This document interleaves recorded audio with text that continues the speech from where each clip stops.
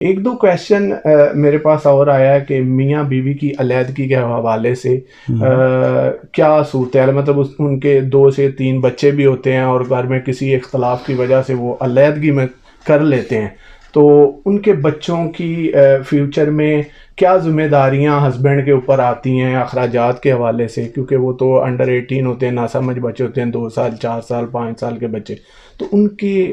حوالے سے کیا قانون لاگو ہوتا ہے، کیا چیزیں؟ بڑا انفارچونیٹ ہے، یہ بڑی بدقسمتی کی بات ہے کہ سوسائٹی کے اندر یہ رجحان بڑھتا چلا جائے میاں بیوی کی جو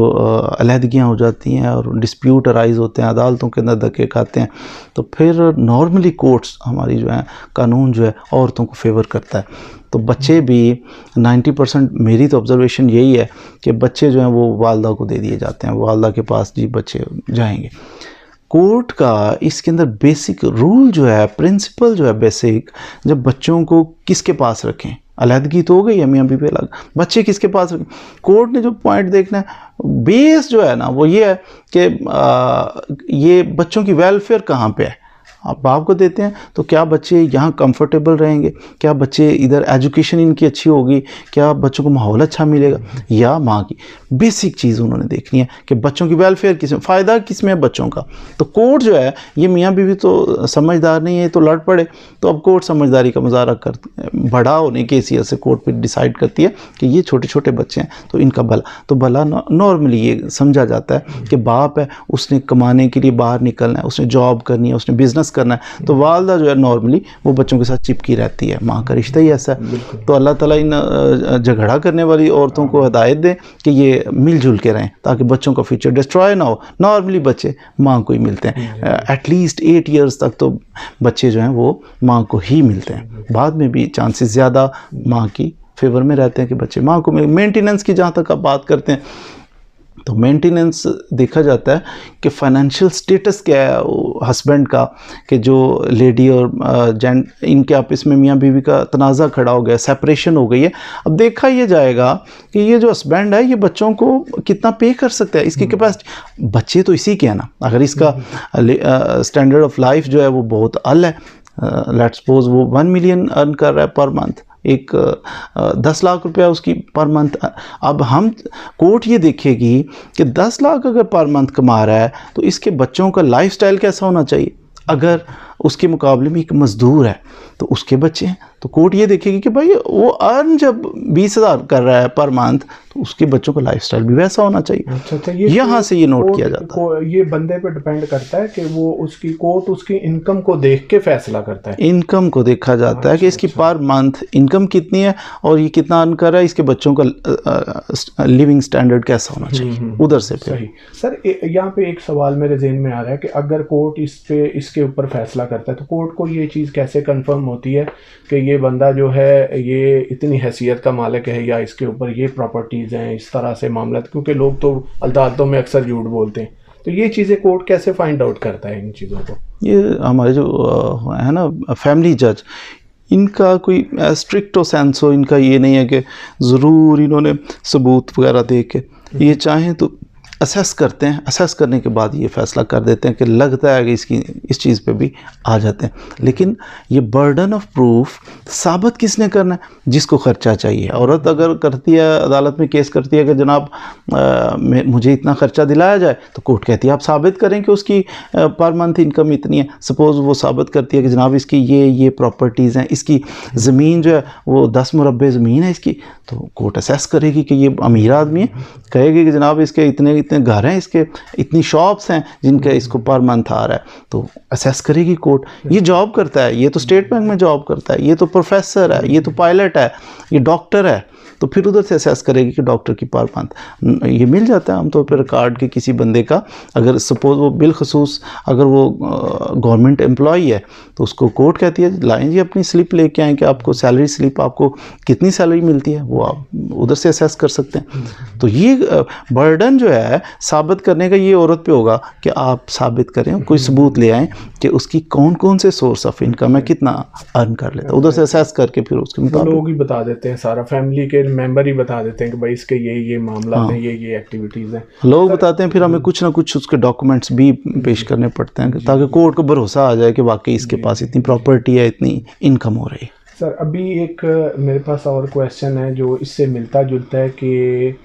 کچھ لوگ آپ کو پتہ ہے کہ ابھی جو جیسے آپ نے بتایا کہ یہ رجحان کافی بڑھتا جا رہا ہے کہ مطلب ہسبینڈ وائف میں اکثر اختلافات اور علیحدگی کے سلسلے بہت زیادہ کورٹس میں جائیں تو بہت وہاں پتہ چلتا ہے کہ یار ہر گھر میں یہ معاملہ چل رہا ہے. اب ایک اور سوال ہے کہ اگر ان دونوں کا پرابلم ہو جاتا ہے ہسبینڈ وائف کا یا بیوی کی کوئی پرابلم ہے یا ہسبینڈ کی, تو وہ کیا ہسبینڈ اگر بیوی چلی جاتی ہے اور وہ کسی مطلب اس معاملے کو کسی ٹھکانے بھی نہیں لگاتے کہ مطلب چھوڑتے بھی نہیں ایک دوسرے کو, اور یا وائف تنگ کر رہی ہوتی ہے اس طرح, تو کیا ہسبینڈ دوسری شادی کرنے کا وہ ہے کہ مطلب اس کی بغیر پرمیشن کے علاوہ وہ شادی کر سکتا ہے؟ یہ شریعت کی اگر ہم بات کریں تو شرعاً تو وہ کر سکتا ہے. ایک وائف ہے تو دوسری سے تیسری سے ایٹ اے ٹائم 4 شادیاں کر سکتا ہے. لیکن قانون اس کے تھوڑا سا ہم اگر دیکھیں آبزرو کریں تو قانون کہتا ہے کہ نہیں, اگر آپ کی ایک شادی ہے, آپ کی انٹیکٹ ہے ابھی تک میرج, تو اس کی موجودگی میں, وائف کی موجودگی میں, آپ کے نکاح میں ہے تو آپ کر سکتے ہیں, لیکن اس کی پرمیشن, پرائر پرمیشن لیں گے آپ. اپنی جو وائف ہے, موجودہ وائف ہے, اس کو اعتماد میں لیں گے آپ, تاکہ ان کا ڈسپیوٹ نہ بنے, پریشانی نہ بنے. تو اسے اجازت, نارمل اجازت کہاں دیتی ہیں عورتیں؟ نہیں دیتی. سپوز آپ اس کی اجازت نہیں لیتے, کوئی وہ اسٹرکٹ ہے زیادہ, اور آپ کے پاس سالڈ ایک ریزن ہے, آپ کہتے ہو کہ یار شادی ضروری ہے. اب میں پوچھتا ہوں کیسے ضروری ہے, تو آپ اس کے لیے مجھے بتائیں. ہماری اولاد نہیں ہے تو اس لیے کرنا ہے, اور یہ اجازت بھی نہیں دیتی. قانون اتنا اسٹرکٹ نہیں ہے کہ آپ نے پہلی بیوی سے اجازت لینی ہے تو بس اب ماری جاؤ, ایسا نہیں ہے. قانون اس میں راہ بھی دیتا ہے کہ آپ کی اولاد نہیں ہے یا آپ کی بیوی پہ آپ کو کوئی اعتراض ہے, خدمت نہیں کرتی, بدتمیز ہے, کچھ اور ایلیگیشن ایسے ہیں, اعتراضات ہیں, تو آپ پھر وہ کورٹ کے اندر فائل کریں. آپ کہیں کہ جناب یہ میں دوسری شادی کرنا چاہ رہا ہوں, اس کی یہ ریزن ہے اور یہ اجازت نہیں دیتی. کورٹ اگر سمجھے گی کہ یہ مناسب ہے تو آپ کو پرمیشن, وائف کی پرمیشن کے بغیر بھی آپ شادی کر سکتے ہیں. سپوز آپ کہیں سے پرمیشن نہیں لیتے, وائف سے بھی پرمیشن نہیں لیتے, اور آپ نئی شادی دوسری کر لیتے ہیں, اس کے کانسیکوینسز کیا ہوں گے؟ اس کا یہ ہوگا کہ یہ شادی جو آپ نے سیکنڈ کی بلا اجازت, یہ بھی ریگولر ہے, یہ ٹھیک ہے, بالکل شادی قانون کے مطابق ہو گئی. ایسا نہیں کہ یہ نکاح نہیں ہوگا, نکاح بھی ہو جائے گا, شادی بھی ہو جائے, سب کچھ ہو جائے گا. لیکن یہ ارریگولیرٹی ایک آ گئی کہ قانون نے کہا تھا اجازت لو, آپ نہیں لے سکے, لیکن نکاح پہ کوئی فرق نہیں پڑے گا, نکاح آپ کا ہو جائے گا, آپ کا سسٹم چلے گا. کوئی ایکشن لے سکتے ہیں اس کے اوپر؟ ہاں, لڑکیاں آف کورس لے سکتے ہیں کہ اگر پرمیشن, قانون کہتے ہیں پرمیشن لیں, اور آپ پرمیشن نہیں لیتے تو پھر قانون یہی تو کہتا ہے کہ اگر وداؤٹ پرمیشن آپ کریں گے تو قانون تو حرکت میں آئے گا نا, پھر آپ کے اگینسٹ کوئی نہ کوئی کارروائی تھوڑی بہت نامنل سی چلے گی. تھینک یو ویری مچ سر, بہت شکریہ آپ کے ٹائم کا. ویڈیو اصل میں لمبی ہوتی جا رہی میرے خیال میں. آپ کا بہت قیمتی ٹائم جو آپ نے ہمیں دیا, اس کے لیے بہت بہت شکریہ. اور میں تمام دیکھنے والے ناظرین کو میں یہی کہوں گا کہ ایک ماشاءاللہ میں سعادت مندی ہے میرے لیے کہ میں آپ کے ساتھ ماشاءاللہ اس پلیٹ فارم پہ آپ کے پاس موجود ہوں. اللہ تعالیٰ آپ کو مزید عزتوں سے نوازے. اور میری سب کو ریکویسٹ بھی ہے, میرے فالورز کو بھی, دیکھنے والوں کو, کہ اگر آپ کو کسی قسم کا کام ہو لاہور میں ہائی کورٹ کے متعلقہ, جو کہ وکلا کے متعلقہ ہو, تو ایک نہایت ایماندار ایڈوکیٹ ماشاءاللہ مدثر سائی صاحب کے ساتھ میں بیٹھا ہوں. انشاءاللہ آپ کے معاملات کو بخوب بہتر طریقے سے دیکھیں گے, کیونکہ کچھ غلط لوگوں کی وجہ سے کچھ ڈپارٹمنٹ کے اوپر کچھ باتیں ہوتی ہیں, جیسے پولیس کے حوالے سے ہم نے ڈسکس کی, وکلا کے حوالے سے بھی ایسی چیزیں کچھ نہ کچھ ہوں گی. لیکن انشاءاللہ میں سمجھتا ہوں کہ یہاں پہ اللہ تعالیٰ کا بڑا کرم ہے کہ آپ ماشاءاللہ دین کے حوالے سے بھی کافی خدمت کر رہے ہیں.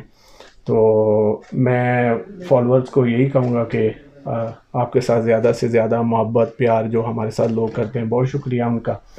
اور آپ کے لیے بھی ماشاءاللہ ویلکم ہے اینی ٹائم. ٹرکی میں کبھی آپ کا سفر ہو, آپ کے دوست احباب کسی کا سفر ہو, انشاءاللہ میری خدمت حاضر ہے وہاں پہ بھی.